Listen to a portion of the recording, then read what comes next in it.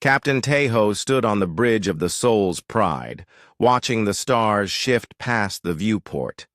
His ship was old but reliable, like most human vessels that traveled the outer rim of the galaxy. The crew called it a merchant ship, and that's what it looked like to anyone who cared to check. Cargo holds full of grain, medical supplies, and basic tools. Nothing fancy, nothing threatening. "Captain, we're coming up on the Velen system," said Mi Young from her position at the navigation console. She was young for a navigator, but Tejo trusted her completely. Her fingers danced across the controls with practiced ease. "Should I take us to the usual trading station?" Tejo nodded, but something felt wrong. He had been making this run for 5 years, and the Velens were always predictable. They bought human grain, sold them rare metals, and everyone went home happy. Simple business. But today his instruments were picking up too much activity in the system. "Dongwu, what are you seeing on sensors?" he asked. The engineer looked up from his station, concern written across his face. "More ships than usual, Captain. Way more. I count at least 30 Velen warships in formation near their main world. That's not normal for a trading day." Haye Jin, the communications officer, turned in her chair. "I'm picking up a lot of military chatter, too. They're using encryption, but the volume is unusual. Something big is happening." Tejo felt a cold weight settle in his stomach. In all his years of trading with aliens, he had learned to trust his instincts. Right now, those instincts were screaming danger. He had heard stories from other human captains about aggressive alien species, but the Velens had always been different. They respected the old agreements. They knew the rules. "Take us to the edge of the system," he ordered. "Let's see what's going on before we announce ourselves." The Soul's Pride changed course, moving toward a position where they could observe, without being easily detected. Tejo had learned this trick from his father, who had also been a merchant captain. Always know what you're walking into before you walk into it. As they got closer, the situation became clearer. The Velen fleet wasn't just gathering, they were in attack formation. Tejo had seen enough military exercises to recognize the pattern. These ships were preparing for war. "Mi Young, check our records. Are there any other human ships in this area?" he asked. She worked quickly, pulling up shipping schedules and trade routes. 3 other vessels were supposed to be here this week: the Busan Runner, the Andong Express, and the Jeju Star. But, Captain, I'm not seeing them on sensors. Tejo's blood ran cold. 3 human ships missing. Either they had changed their schedules or something had happened to them. He was starting to suspect the worst. "Hyejin, try to contact them on emergency frequencies." Quietly, the communications officer worked her controls with careful precision. After several minutes, she shook her head. "Nothing, Captain. Either they're not here or they can't respond." Dongwu suddenly looked up from his instruments. "Captain, I'm detecting debris in the outer system. It looks like ship parts." He paused, his face pale. "Some of the pieces have human markings." The bridge fell silent. Tejo felt anger building in his chest, but he forced himself to stay calm. Anger made you stupid, and stupid got you killed. Right now, he needed to be smart. "Are you sure?" he asked. "Yes, sir. I'm reading hull fragments with human serial numbers. And, Captain, there are bodies in the debris field." Tejo closed his eyes for a moment. Those were his people out there, human crew members who had died far from home, probably without ever knowing why. When he opened his eyes again, his expression was harder than steel. "Record everything," he ordered. "Every piece of debris, every energy signature, every transmission. I want complete documentation." "What are we documenting this for?" asked Mi Young. "Evidence," Taeho replied. His voice was quiet, but there was something in it that made the crew pay attention. "Someone is going to pay for this." As they watched, more Velen ships joined the formation. Taeho counted over 50 vessels now, including several heavy cruisers. This wasn't a defense fleet. This was an invasion force, and based on the debris field, they had already started their war by murdering human civilians. Jin managed to break some of the Velen encryption. What she heard made everyone on the bridge go quiet. The Velens were talking about soft targets and easy victories.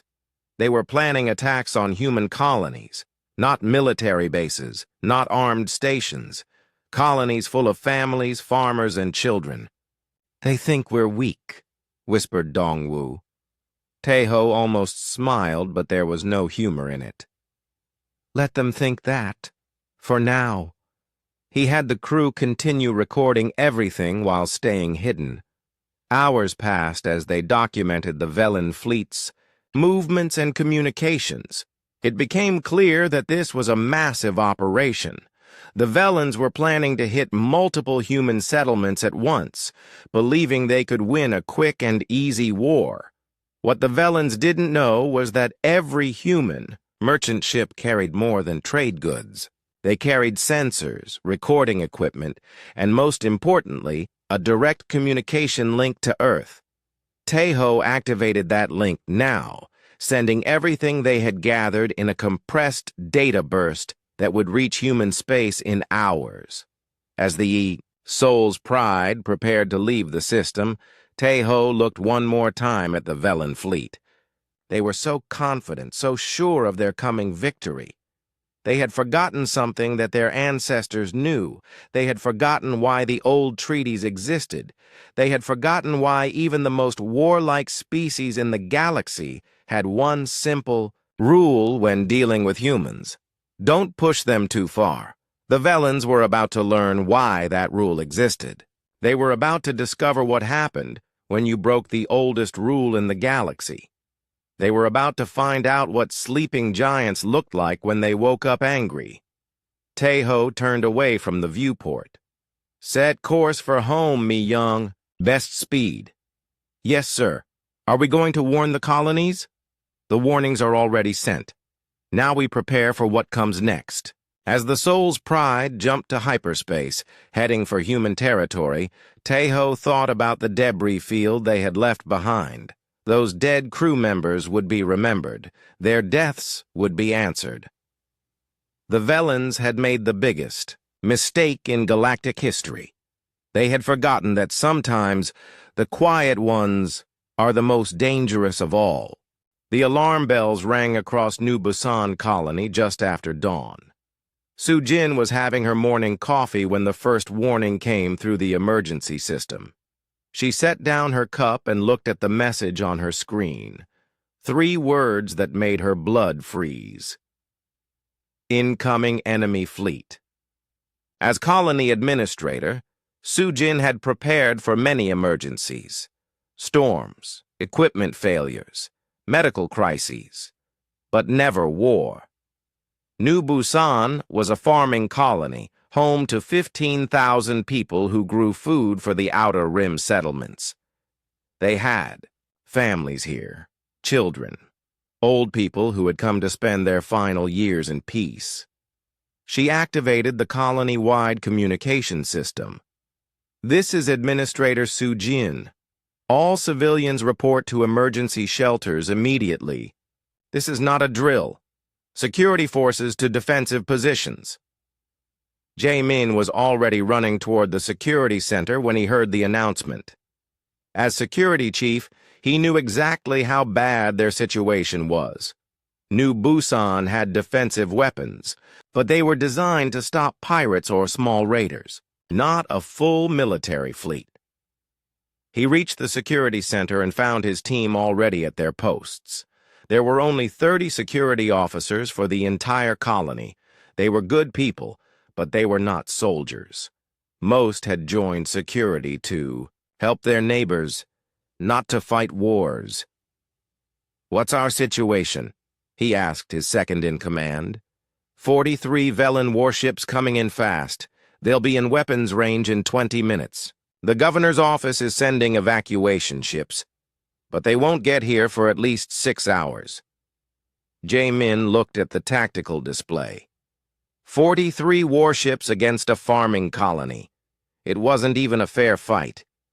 But fair or not, he had a job to do. 15,000 people were counting on him to buy them time. "Alert all security teams. We're going to make them work for this." High above the colony, the Velen fleet dropped out of hyperspace. Admiral Kolthessa stood on the bridge of her flagship, looking down at the human settlement. It looked peaceful. From orbit, small buildings scattered across green farmland, no military bases, no weapon platforms, just soft, easy targets. "Begin the bombardment," she ordered. The first energy beam struck New Busan's outer districts. Buildings that had stood for decades disappeared in flashes of light. The spaceport was hit first, then the communications center, then the power plants. The Velens were being thorough, methodically destroying anything that might help the humans organize a defense, but Su-jin had planned for this too. The colony had backup power systems and hidden communication relays. As the main buildings burned, the emergency systems came online. She could still coordinate the evacuation, at least for now. "Shelters are at 60% capacity," reported her assistant. "But some families are refusing to leave their homes." "Tell them they can rebuild homes," Su-jin said firmly. "They can't rebuild their children." The orbital bombardment continued for an hour. When it stopped, much of New Busan was in ruins, but the shelters had held. Most of the population was still alive, though trapped underground. Then the landing, ships arrived. Jaemin watched them come down through the smoke of the burning colony. Dozens of Velen transport vessels carrying thousands of soldiers. They landed in the fields around New Busan, far enough away to avoid any remaining defensive weapons. "All teams, remember your training," he said into his communicator. "We don't have to win. We just have to slow them down." The Velen ground forces advanced in perfect formation. They had studied human colonies and knew what to expect. Light resistance from security forces, then quick surrender when the civilians realized. They were beaten. It would be over in hours. They were wrong. The first Velen patrol to enter the colony ruins walked into carefully prepared ambushes. Human security officers had positioned themselves in the rubble, using the destroyed buildings as cover. They struck fast and then disappeared, moving through tunnels and passages that the Velens didn't know existed. Sub-Commander Veltanis led one of the assault teams. He was an experienced soldier who had fought in many campaigns, but something about this battle felt different. The humans were fighting with a desperation he had never seen before. They weren't trying to win. They were trying to make every Velen death cost as much as possible. "These aren't soldiers," he told his communications officer. "These are farmers and shopkeepers. Why are they fighting like this?" His question was answered when they found the first shelter. The heavy door had been sealed from the inside. When the Velens finally broke through, they found families huddled together in the darkness. Men and women holding their children, all of them looking up with defiant eyes. "Surrender," Veltanis ordered. "You cannot win." An old man stepped forward. His hands were shaking, but his voice was steady. "We know we can't win, but we can make sure you remember us." That's when Veltanis understood. These humans weren't fighting for victory. They were fighting for time and for memory. Every minute they delayed the Velens was another minute for someone to escape. Every act of resistance was a message to whoever came after. We did not go quietly. The battle for New Busan continued for 3 days. The Velans had expected to secure the colony in hours, but the humans turned every street into a battlefield. They used their knowledge of the local terrain to launch hit-and-run attacks. They sabotaged equipment the Velans tried to use. Most importantly, they made the invaders pay for every building, every block, every room. Soo-jin coordinated the resistance from a hidden command center deep in the colony's underground systems. She had managed to get 60% of the civilian population evacuated before the Velans cut off the escape routes. The remaining 6,000 people were trapped, but they weren't giving up. "We're getting reports from other colonies," her assistant told her. "Jeju Station and Haven's Rest are under attack too. Same pattern. Heavy orbital bombardment followed by ground assault." Soo-jin nodded grimly. This wasn't random piracy. This was a coordinated campaign to destroy human settlements. The Velans had decided that humans were weak enough to be easy targets. They were learning how wrong they were. On the 3rd day, Jaemin's security forces were finally overwhelmed. Too many enemies, too few defenders. But they had accomplished something important. They had shown the galaxy that humans would not die quietly. They had proven that even farmers and shopkeepers could become warriors when their families were threatened. As Velan soldiers closed in on her position, Soo-jin activated the colony's emergency beacon one last time. She sent a simple message to Earth, knowing it would be her final communication. "Remember us. Remember what they did. Show them why the old ones feared the humans." The transmission went out on frequencies that hadn't been used in generations. Ancient military codes that most people thought were forgotten. But someone was listening. Someone had been waiting for exactly this message. Admiral Cole Thessa declared victory, but Sub-Commander Veltanis felt uneasy. They had won, but it hadn't. Felt like victory. The humans had fought too hard, sacrificed too much. No one fought like that unless they believed help was coming. In space, hidden sensors recorded everything.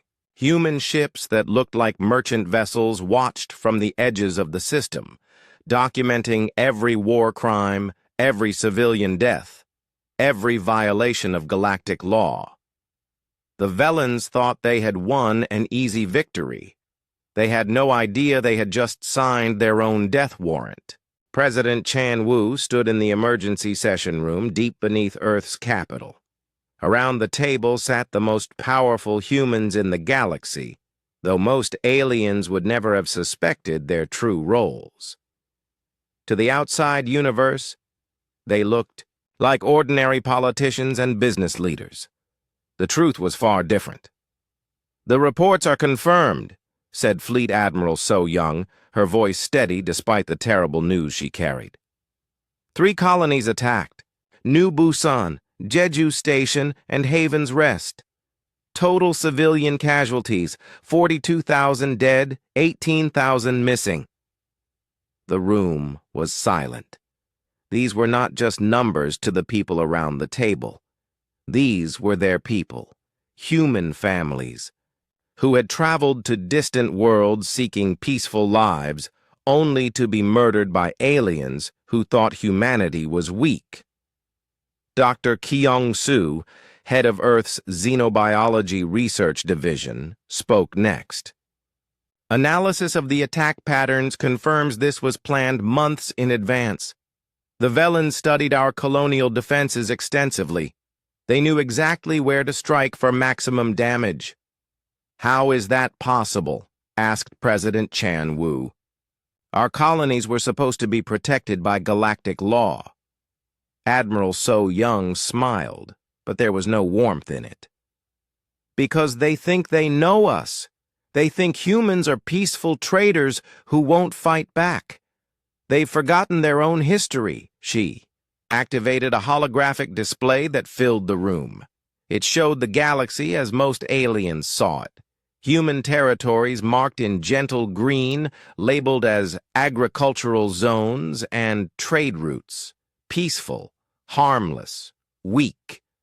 Now let me show you what we really are. The display changed. Suddenly, the green zones were revealed as something else entirely.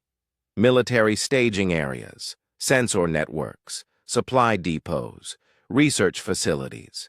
The entire human presence in the galaxy transformed from scattered farming settlements into an integrated defense network that spanned hundreds of star systems. The Terran merchant marine has been our eyes and ears for 2 centuries, So Young explained. Every trade ship, every cargo hauler, every simple freighter captain like Te-Ho has been gathering intelligence. We know the location of every alien military base, every weapon factory, every government building in this part of the galaxy. President Chan Wu leaned back in his chair. He had suspected some of this, but seeing the full scope was breathtaking. How long have we been preparing for this? Since first contact, replied Dr. Kyung-soo. The moment we met alien species, we began studying them. Not just their technology or their culture, but their weaknesses. Every biological vulnerability, every psychological pressure point, every tactical doctrine they use. He brought up new displays showing detailed files on dozens of alien species. The Velen files were particularly extensive, containing information that would have shocked Admiral Colthessa. Medical records, military communications, even personal details about individual officers. We've been playing the long game while they focused on immediate power, Dr. Kyung-soo continued. They see us as harmless because we wanted them to see us that way. Peace was our camouflage. Admiral So Young stood up, her uniform somehow looking more military than it had moments before. The Velens have made their choice. They broke the oldest rule in the galaxy. Now they face the consequences. She touched a control on the table. Across human space, signals went out on frequencies that had been silent for generations. In response, thousands of merchant ships began dropping their peaceful disguises. On the edges of Velen territory, the cargo vessel Andong Express received So Young's signal. Captain Minho had been hauling grain to alien colonies for 15 years. Now he activated controls that had been hidden behind false panels. The grain containers opened to reveal military-grade sensors, communication arrays, and weapons systems. All. "Hands, this is the captain," Minho announced to his crew. "Operation Silent Thunder is now active. We are no longer merchants. We are the Terran Defense Fleet." Similar transformations were happening throughout the galaxy. The demolitions expert Yun-ji, who had spent years as a mining consultant, now prepared explosive charges designed specifically for Velen infrastructure. The infiltration specialist Ho Seok activated sleeper networks that had been positioned in alien territories for decades. But the most important activation was happening on Earth itself. In a facility that didn't exist on any official records, thousands of humans were waking up from what looked like civilian jobs. Teachers who were actually tactical analysts, factory workers who were really weapons specialists, shop owners who had spent their evenings studying alien psychology and military doctrine. Phase 1. Deployment begins immediately, Admiral So Young announced to her senior staff. All assets are authorized for active operations. Rules of engagement are no civilian targets, no collateral damage to non-Velen species, but the Velen military is fair game. The first strikes came within hours. Velen outposts along human trade routes simply vanished, their crews disappearing without a trace. Critical supply convoys never reached their destinations. Communication networks experienced mysterious failures that always seemed to affect military frequencies first. On Velen Prime, Admiral Cole Thessa was receiving reports that made no sense. Human refugees from the attacked colonies had somehow appeared throughout Velen space, but instead of seeking shelter, they were conducting sabotage operations with military precision. "How is this possible?" she demanded of her intelligence chief. "These people are farmers and shopkeepers." "Admiral, we may have underestimated human capabilities," replied Sub-Commander Veltanis. He had been studying the reports from New Busan, and what he found disturbed him. "The resistance we faced was too organized, too effective. They knew things about our tactics that civilians shouldn't know." Kolthessa dismissed his concerns. "Impossible. Our intelligence clearly shows that humans are a peaceful species with minimal military capability. What she didn't know was that much of that intelligence had been carefully provided by humans themselves. For 2 centuries, humanity had been feeding selected information to alien intelligence services, creating a false picture of human weakness while hiding their true capabilities. The deception was ending now. President Chan Wu addressed the Galactics Council via emergency transmission. Representatives from dozens of species listened as he spoke, many of them shifting uncomfortably as they recognized the change in his tone. For 2 centuries, humanity has lived in peace with our galactic neighbors. We have traded fairly, honored our agreements, and caused no trouble. In return, we asked only to be left alone." His voice hardened. "The Velen hegemony has broken that peace. They have murdered 42,000 human civilians in unprovoked attacks on our colonies." The Galactic Council erupted in shocked murmurs. Most species knew nothing about the attacks, which the Velens had tried to keep secret. "This aggression will not stand," Chan Wu continued. "Humanity hereby invokes our right of self-defense under galactic law. Any species that assists the Velen hegemony will be considered hostile. Any species that harbors Velen military assets will face consequences." After the transmission ended, the alien representatives sat in stunned silence. The human president had spoken with quiet authority, but there had been something underneath his words that made even the most warlike species nervous. They were beginning to remember stories their ancestors had told. Old warnings about the humans and why they should never be pushed too far. Admiral So Young reviewed the first day's operation reports. Every objective had been met ahead of schedule. Velen military communications were compromised. Their supply lines were under constant attack. Most importantly, the galaxy was starting to see humans as they really were. "Status report on the colonies?" she asked. "Rescue operations are underway. We've recovered survivors from all 3 attack sites. The Velens are learning that occupying human territory is much harder than conquering it." So Young nodded. The survivors would be evacuated and cared for, but they would also serve another purpose. Their testimony about Velen war crimes would ensure that the galaxy understood exactly what kind of species they were dealing with. And our next phase? Ready to commence on your order, Admiral. The Velens still think they're fighting a defensive war against angry farmers. They have no idea what's really coming. So Young looked out at the stars visible through the facility's observation dome. Somewhere out there, Velen officers were probably congratulating themselves on their easy victories. They thought they had broken humanity's spirit. They were about to learn the difference between broken and awakened. Admiral So Young stood on the bridge of the Terran defense ship Soul's Vengeance, watching Velen space grow larger on the main screen. Her fleet of 50 ships had been merchant vessels just days ago. Now they moved in perfect military formation, their true purpose finally revealed. "Admiral, we're receiving surrender offers from 12 Velen outposts," reported her communications officer. "They're asking for mercy." Tell them to direct their requests to the families of New Busan, So Young replied coldly. We'll accept nothing less than complete withdrawal from human space and full reparations. The first real battle came when the Velen Third Fleet tried to intercept the human advance near the Kepler system.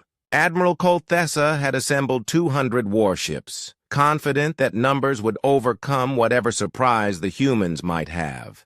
She was wrong.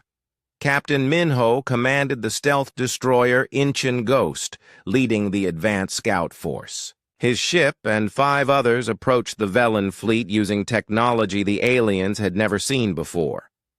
Human engineers had spent decades developing stealth systems based on careful study of alien sensor technologies. Target the command ship. First, Minho ordered his weapons officer. They need to understand this isn't a normal battle. The Incheon Ghost fired a single torpedo that passed through the Velen defensive screen like it didn't exist. The weapon struck Admiral Kolthessa's flagship directly in the command section, disabling it without destroying it. The message was clear. We could have killed you all, but we chose not to. What followed wasn't really a battle. It was a demonstration. Human ships appeared and disappeared like ghosts, striking Velen vessels with surgical precision. They targeted weapon systems, engines, and communication arrays, leaving the ships helpless but intact. Velen crews found themselves drifting in space, alive but completely defeated. "How are they doing this?" demanded Admiral Kolthessa from her damaged bridge. "Our sensors can barely track them." Sub-Commander Vel Tanis studied the tactical displays with growing fear. "Admiral, I think we've made a terrible mistake. These aren't civilian ships with light weapons. This is a military force that's been designed specifically to counter our capabilities." He was right. Every human weapon system had been developed based on detailed knowledge of Velen defenses. Every tactic had been tested against computer simulations of Velen fleet movements. The humans weren't just fighting back. They were demonstrating that they knew the Velens better than the Velens knew themselves. Meanwhile, deeper in Velen territory, other operations were underway. Yunji had been living on Velen Prime for 3 years as a mining equipment consultant. Her real job was to identify critical infrastructure targets and prepare for exactly this moment. Now she moved through the planet's industrial district with the confidence of someone who belonged there. Charges are set on the primary power distribution center, she reported through her encrypted communicator. Detonation will cause widespread blackouts without killing civilians. Confirmed, came the reply from her handler. Execute when ready. The explosion lit up the night sky of Velen Prime. Within minutes, half the planet was without power. Military facilities switched to backup generators, but civilian areas remained dark. The message was carefully calculated. Humans could reach anywhere, strike anything, but they chose to minimize innocent casualties. Ho Seok was conducting his own mission in the Velen government district. As an cultural exchange student, he had spent years mapping the layout of every important building. Now he moved through ventilation systems and maintenance tunnels that he knew better than the aliens who built them. His target was the Velen Military Command Center, not to destroy it, but to leave something behind. When Velen officers arrived at work the next morning, they found their secure facilities covered with memorial plaques. Each plaque bore the name of a human civilian, killed in the colony attacks, along with their age and occupation. The psychological impact was devastating. Velen soldiers found themselves staring at the names of children, teachers, farmers, and grandparents. The humans they had dismissed as weak enemies now had faces and stories. The guilt began to eat away at military morale. Dr. Kyung-soo's research proved its worth in other ways. Human forces deployed weapons specifically designed to exploit Velen biology, sonic frequencies that caused disorientation in Velen troops, chemical compounds that triggered anxiety responses in their nervous systems, sleep disruption techniques that left enemy soldiers exhausted and paranoid. "We're receiving reports of mass desertions from Velen forward units," reported the intelligence officer to Admiral So Young. "Their soldiers are refusing to fight. Many are asking for reassignment away from human territories." So Young nodded with satisfaction. Physical victory was only part of the objective. Breaking the enemy's will to fight was often more effective than destroying their forces, but the most powerful weapon in humanity's arsenal wasn't military at all. President Chan Wu addressed the Galactic Council again, this time with a complete presentation of evidence. Video recordings of Velen war crimes, communications intercepts proving the attacks were planned in advance, detailed documentation of every violation of galactic law. "The Velen hegemony has shown its true nature," he said to the assembled representatives. "This is not the first time they have attacked peaceful settlements. Our intelligence files contain records of 17 other species that have suffered similar police actions over the past 50 years. The council chamber erupted in shocked discussion. Many species suddenly realized that Velen peacekeeping missions in their regions had actually been acts of aggression. The humans weren't just fighting for themselves, they were exposing a pattern of Velen imperialism that had been hidden for decades. "We call for immediate sanctions against the Velen hegemony," Chan Wu continued. "Any species that continues to trade with or support them will be considered complicit in their crimes." The political isolation was swift and brutal. Within hours, dozens of alien governments were cutting diplomatic ties with the Velens. Trade agreements were canceled. Military cooperation treaties were terminated. The hegemony found itself suddenly alone in the galaxy. Sub-Commander Vel Tanis tried one more time to convince his superiors to seek peace. "Admiral, we cannot win this war. The humans have been preparing for this conflict longer than we've been. Aware they existed. They know our every weakness while we know nothing about their true capabilities." Admiral Cole Thessa refused to listen. "Impossible.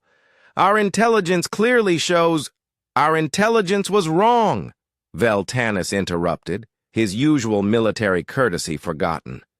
"Don't you understand? They wanted us to see them as weak. They fed us false information for decades while they studied us like laboratory specimens. In desperation, Cole Thessa made the worst decision of the war. She ordered attacks on human civilian targets in neutral space, believing that terrorism would force humanity to negotiate. The response was swift and terrible. Fleet Admiral So Young received authorization for Operation Final Judgment. Every human asset in Velen territory activated simultaneously. Military bases simply vanished in precisely targeted strikes. Government facilities went dark. Transportation networks collapsed. The entire Velen war machine ground to a halt in less than 6 hours. But the humans didn't stop there. They began broadcasting the names and locations of every Velen officer involved in war crimes. Within the hegemony's own territory, resistance movements began targeting these individuals. The Velens found themselves fighting not just humans, but their own oppressed populations. "Admiral, we're receiving surrender. Requests from every Velen fleet commander," reported So Young's communications officer. "They're all asking for the same terms: complete disarmament in exchange for safe passage home." So Young considered the requests. The war was effectively over. Velen military power had been broken beyond repair. Their political leadership was in chaos. Their economy had collapsed. But humanity's objectives went beyond simple victory. "Tell them we'll consider surrender offers only after they meet 3 conditions," she replied. First, immediate withdrawal from all occupied territories. Second, full reparations to every species they've attacked over the past 50 years. Third, submission to galactic oversight of their military for the next century. The terms were harsh, but not vindictive. Humanity had proven its point. They were not weak, they were not helpless, and they would not tolerate aggression against innocent people. Admiral Cole Thessa stared at the surrender terms in her prison cell aboard a human vessel. Her fleet was gone, her career was over, and her species would spend generations paying for her mistakes. How did this happen? She whispered to herself. The answer was simple, though she would never understand it. The Velans had broken the oldest rule in the galaxy. Never mistake patience for weakness, never confuse mercy for cowardice, and never ever attack humans without understanding the full consequences of that choice. The storm had broken, and when it passed, the galaxy would be a very different place. The Great Hall of the Galactic Council had never been so quiet. Representatives from hundreds of species sat in their designated areas, but none spoke. All eyes were focused on the human delegation at the center of the chamber. President Chan Wu stood at the speaking podium holding a data tablet that contained enough evidence to reshape galactic politics forever. "Honored representatives," he began, his voice carrying easily through the vast space. 6 months ago, the Velan hegemony launched unprovoked attacks on human civilian colonies. They believed humanity was weak and would not resist. They were wrong. On screens around the chamber, images appeared showing the devastation of New Busan, Jeju Station, and Haven's Rest. Then came other images.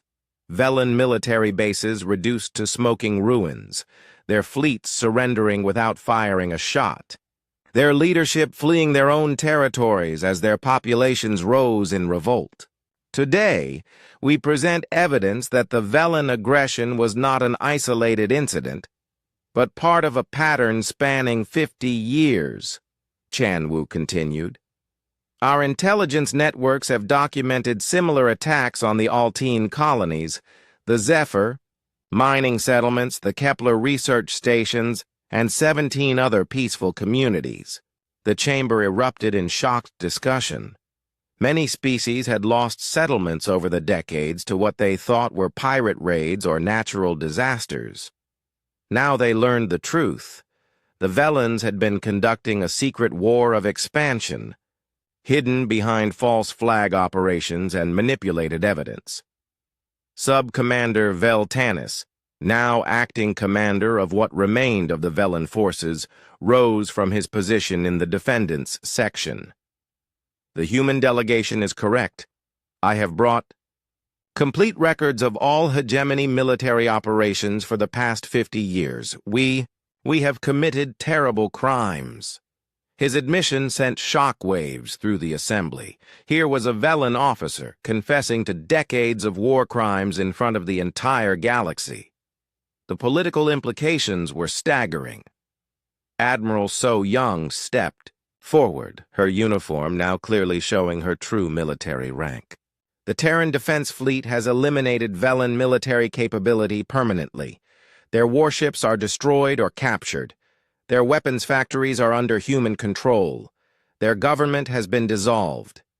She activated a new display showing current galactic military deployments. What it revealed made even the most confident alien representatives shift nervously. Human forces were positioned throughout the galaxy, often in places where no one had suspected their presence. "We have been watching all of you for 2 centuries, So Young stated matter-of-factly. Every trade agreement contained intelligence-gathering provisions. Every diplomatic exchange was recorded and analyzed. Every military exercise was observed. by our agents. The implications were clear. Humanity hadn't just defeated the Velens. They had demonstrated that they possessed detailed knowledge of every major power in the galaxy. The balance of power had shifted permanently. Captain Tejo entered the chamber, still wearing his merchant captain's uniform, but now displaying his true rank insignia. The Soul's Pride was never just a trading vessel. We are deep reconnaissance specialists. For 5 years, I documented Velen military preparations while appearing to conduct routine business. He was followed by dozens of other humans who had been living secret lives throughout alien space. Engineers who were actually weapons specialists, traders who were really intelligence officers, diplomats who had been gathering military secrets. The scope of human infiltration was breathtaking. Dr. Kyung-soo presented the medical evidence that made the assembly fall completely silent. Human research teams have identified biological and psychological vulnerabilities in every known species. We developed this knowledge not for aggression, but for defense. The weapons we used against the Velens were designed to minimize casualties while maximizing psychological impact.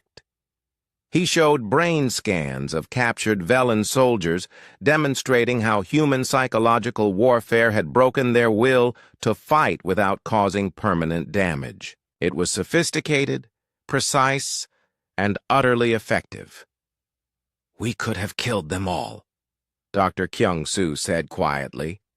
"Instead, we chose to make them surrender. This is the difference between human methods and Velen methods." The trial of the Velen. Leadership began immediately, but it wasn't conducted by the Galactic Council, which had proven ineffective at preventing aggression. Instead, humanity established the Interspecies Justice Tribunal, with human judges who had studied galactic law for decades. Admiral Kolthessa faced charges of genocide, war crimes, and crimes against peace.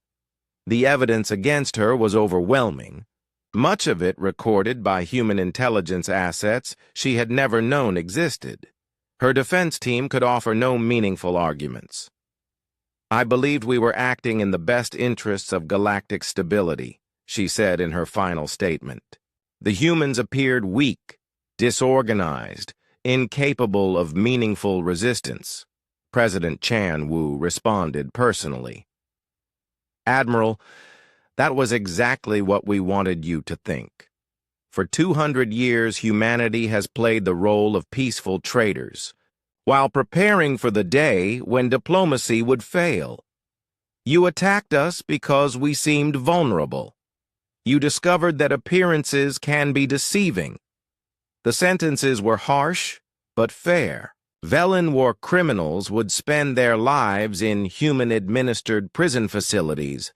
The Velen species as a whole would pay reparations to all affected communities for the next century. Most importantly, they would never again possess an independent military force. But the real change came in the new Galactic Constitution. Jae-min, the security chief who had survived New Busan's destruction, now wore the uniform of the Memorial Guard. This new organization, staffed entirely by humans who had lost family in alien attacks, would ensure that the galaxy never forgot the cost of unprovoked aggression. Every colony destroyed, every family murdered, every act of cruelty will be remembered, he announced to the assembled delegates. Humanity has a long memory. We do not forgive. We do not forget. And we will not allow this to happen again. The Memorial Guard established monitoring stations throughout the galaxy. Any species showing signs of aggressive expansion would find themselves under immediate human observation. Any government planning attacks on peaceful settlements would discover that humanity was watching their every move. Captain Min Ho, former commander of the Incheon Ghost, now headed the peacekeeping fleet. His ships patrolled trade routes and colonial regions, ensuring that the strong could no longer prey upon the weak with impunity. "We are not seeking to rule the galaxy," he explained to worried alien representatives. "We simply refuse to allow anyone else to rule it through fear and violence." The new order was subtle but absolute. Humans didn't demand tribute or impose their culture on other species. They simply made it clear that aggression would be met with overwhelming, precise, and immediate response. The galaxy was free to develop as it chose, as long as that development didn't involve murdering innocent people. Yun-Ji, the demolitions expert who had crippled Velen Prime's infrastructure, now ran training programs for planetary defense forces. Her students included representatives from dozens of species who had realized they needed to defend themselves better. "The key is preparation," she taught them. "Know your enemy better than they know themselves. Plan for every contingency. And never, ever let them see you coming until it's too late." Hosiok established the Galactic Intelligence Coordination Office, which shared defensive information between species while preventing any one government from becoming too powerful. His network of agents, all trained in human methods, kept watch for emerging threats. President Chan Wu addressed the galaxy one final time before the new constitution was ratified. "Today marks the end of the old galaxy, where might made right and the strong devoured the weak without consequence. Tomorrow begins a new age where aggression has a price and innocent people have protectors." He paused, looking around the chamber at representatives who now saw humanity very differently than they had 6 months ago. "We did not choose this responsibility.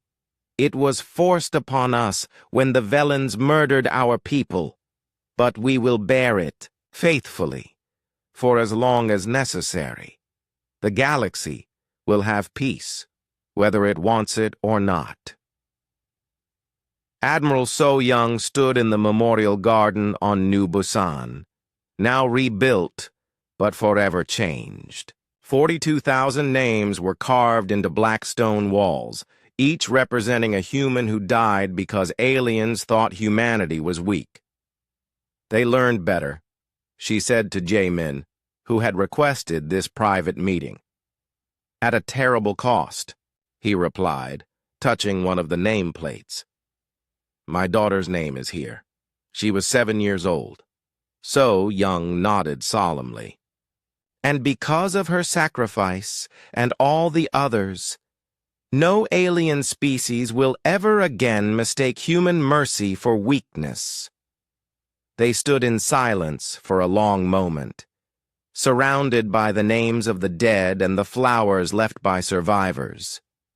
Above them, human patrol ships moved across the sky, protecting the rebuilt colony from any future threats. The Velens had broken the oldest rule in the galaxy. They had messed with humans. In response, humanity had rewritten all the other rules to ensure it would never happen again. The age of human patience was over.